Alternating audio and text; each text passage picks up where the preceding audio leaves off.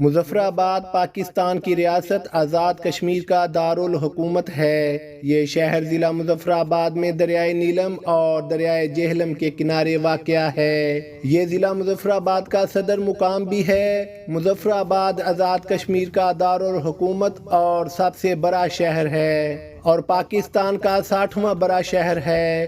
یہ شہر ضلع مظفر آباد میں دریائے جہلم اور نیلم کے سنگم کے قریب واقع ہے۔ اس ضلع کی سرحد مغرب میں پاکستانی صوبہ خیبر پختونخوا کے اضلاع مانسہرہ اور ایبٹ آباد، مشرق میں ہندوستان کے زیر انتظام جموں و کشمیر کے کپوارہ اور بارہمولہ اضلاع اور شمال میں ضلع نیلم سے ملتی ہے۔